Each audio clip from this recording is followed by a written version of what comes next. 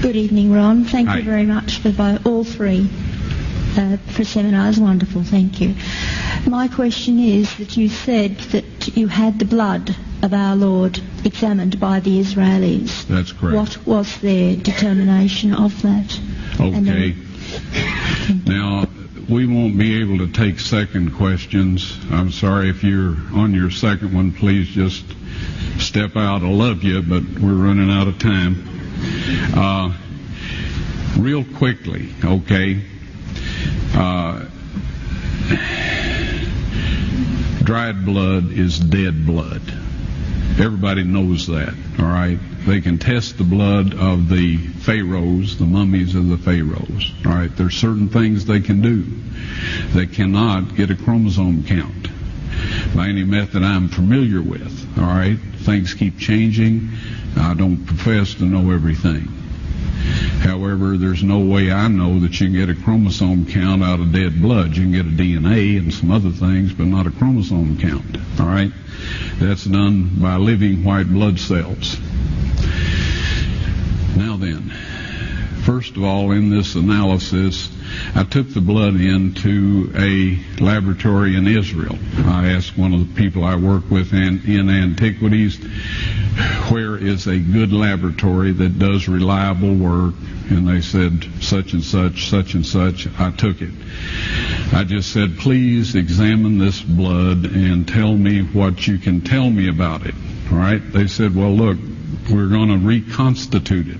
We're going to put it in normal saline and keep it at body temperature for 72 hours with gentle swirling. All right?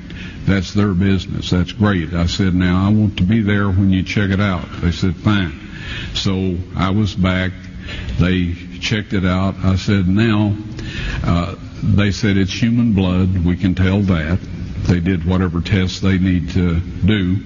And then I said, take some of the white blood cells and put them in a growth medium and keep them at body temperature for 48 hours. And they said, well, that'll do no good because it's dead blood. I said, would you please do that for me? And they said, okay, we'll do it.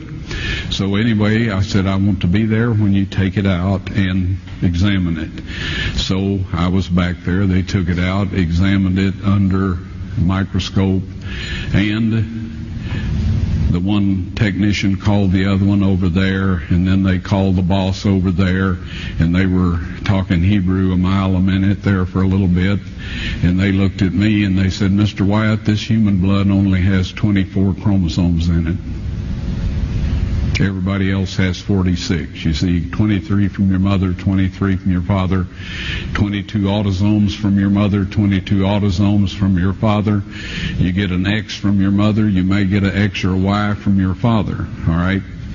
This blood had 23 chromosomes from the mother's side, one Y chromosome only. You see, the child could not have developed if they hadn't had the autosomes from the mother. So all of his physical characteristics were determined by his mother's side of the family, her autosomes. His maleness was determined by this one Y that came from a source, not a human male.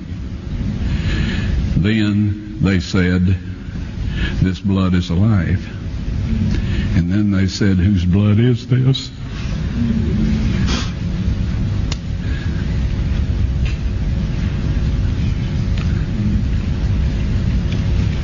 I said, it's the blood of your Messiah.